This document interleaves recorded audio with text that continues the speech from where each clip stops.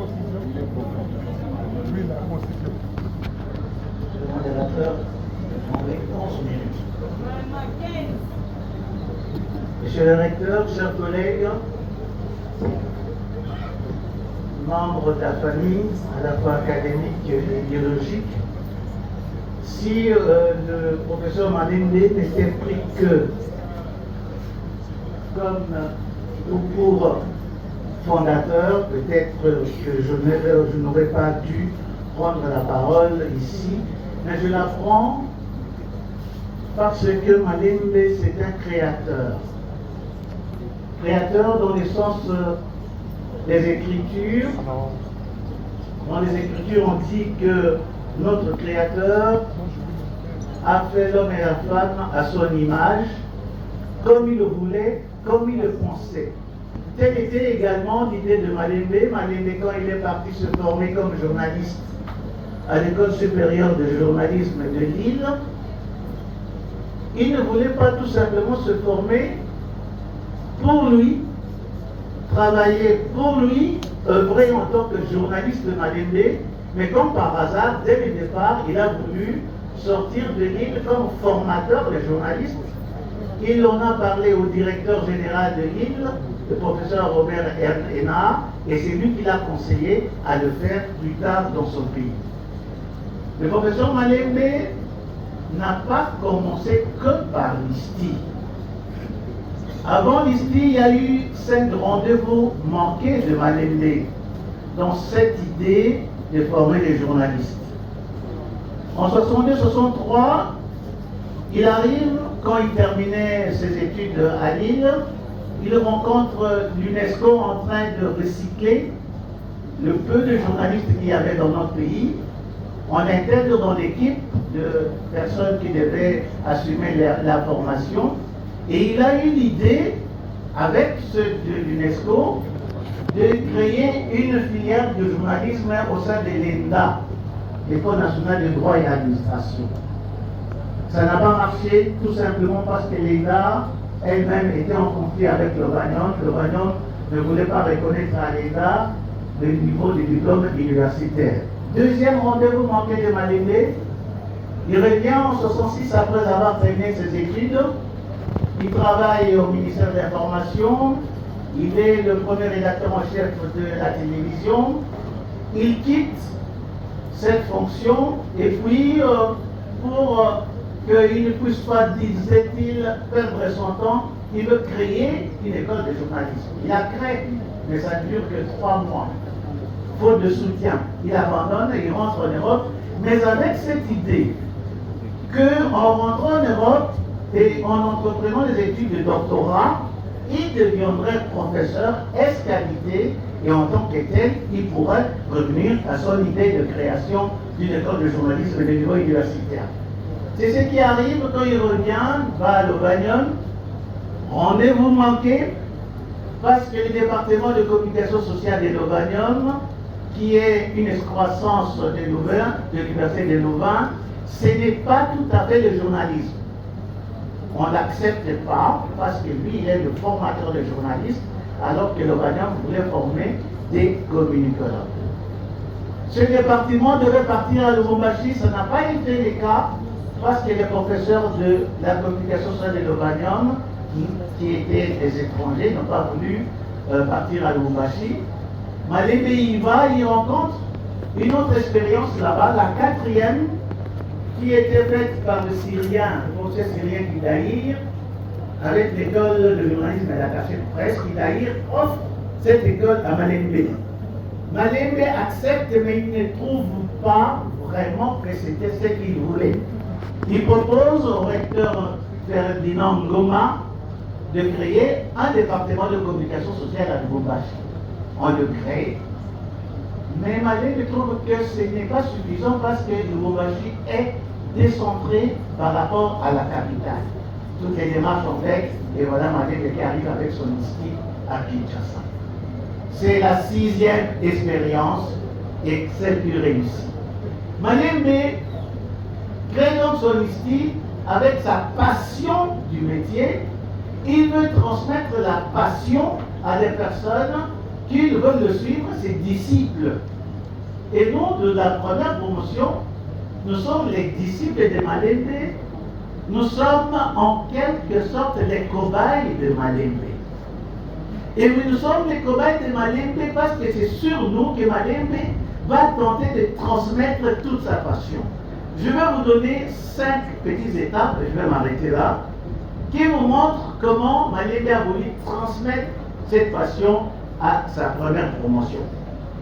Au départ, Malembe veut créer l'ISTI, mais il ne fait pas de battage médiatique.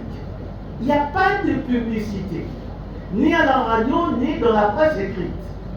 Mais l'idée existe, elle évolue, le conseil d'administration accepte, le ministère accepte, mais Malembe ne veut pas en parler directement. C'est de bouche à oreille que l'idée circule.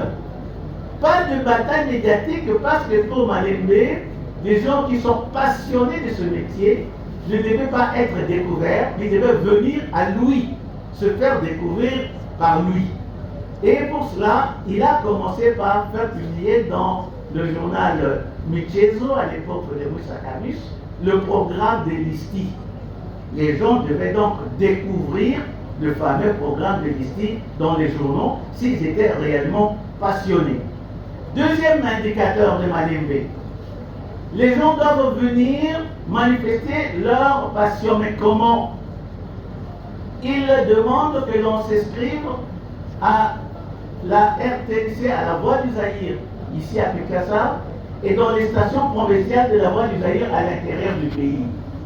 Mais les jeunes gens, les jeunes garçons qui terminaient les humanités allaient dans ces structures si prestigieuses, c'était assez difficile. Mais pour Malembe, c'était un indicateur que ceux qui venaient dans ces lieux-là, qui étaient plus ou moins fermés, étaient des gens qui en voulaient. Troisième indicateur de Malembe. Sur les 900 demandes reçues pour commencer l'ISTI, Malembe, on retient que 200. Mais 200, les gens qui doivent passer le concours d'entrée. Je veux ramener les jeunes gens qui ne savent pas à l'époque pour montrer que Malembe avait vraiment un indicateur très très pertinent.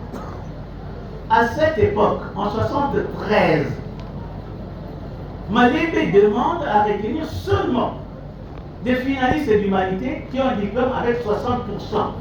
À l'époque, il n'y avait pas beaucoup de 70. 60%. Et beaucoup de candidats étaient déjà inscrits à l'université de Kinshasa, ils faisaient Mouachi, en droit, en économie, ainsi de suite. Malembe dit, moi je veux seulement les 60%. Et non pas pour être inscrit, pour passer le concours. Beaucoup d'entre nous, dans notre promotion, étaient déjà inscrits et avaient même des chambres à l'université de Kinshasa. J'avais un ami qui a gardé sa chambre pendant 2 mois au 30. Il était déjà inscrit. Malembe reçoit les 900 concours, les 200 concours. 4e indicateur pour Malembe, vous devez passer le concours oral. Tout ceci se fait à travers la radio. Vous passez les concours, mais où est-ce que vous allez avoir les résultats? Ce n'est pas affiché nulle part. Malembe vous demande d'écouter la radio 24 heures sur 24. Donc si vous n'avez pas appris que vous avez été retenu, bon, c'est votre destin, vous êtes automatiquement 24. Passez les concours où? Au numéro 101 de l'avenue Colonel Ebea. Là où nous sommes aujourd'hui, ce n'était pas connu. Comment découvrir le 101 avenue Colonel Ebea? Beaucoup d'entre nous ont tournoyé autour ici, sans connaître, mais c'est un peu par hasard que nous nous sommes retrouvés ici. Mais c'est quoi cette ISTI? Ni bâtiment. Il n'y avait à l'époque que ce bâtiment-ci, le bâtiment administratif. Et les 2 salles de l'étage, c'était ça l'ISTI, rien d'autre. Et pour ceux qui étaient déjà inscrits en droit, en économie, en histoire, à l'UNIKIN, avec des chambres, comment aller dans ce machin qui était l'ISTI et abandonner son université?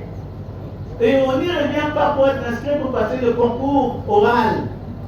On passe le concours oral, Malembe n'en retient que 28.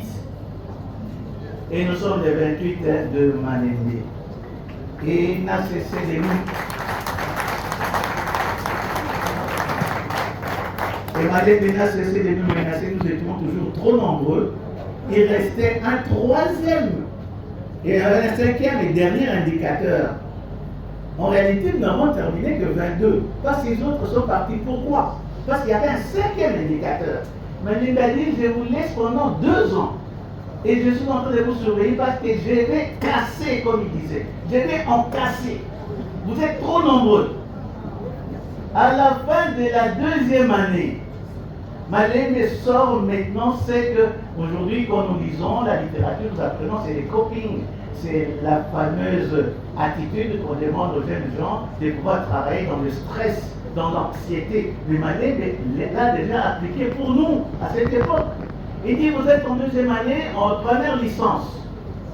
Je veux retenir simplement ceux qui vont passer leur stage de 2 mois correctement, ceux qui vont réussir leurs examens, ainsi que ceux qui vont réussir leur TFC. Et il nous le dit au mois de juin. Donc nous n'avons que 2 mois pour faire tout ça et reprendre en septembre, octobre. C'était là pour nous le dernier exercice de Malembe. Nous avons été les 22 retenus pour augmenter en première licence et terminer la licence. En réalité, pour terminer, je vais dire ceci, que pour Malembe, le métier est une passion. Pour y aller, il faut avoir la passion, et l'homme que nous pleurons aujourd'hui, qui a fait de nous ces cobayes, en réalité c'est le plus grand passion. Je vous remercie.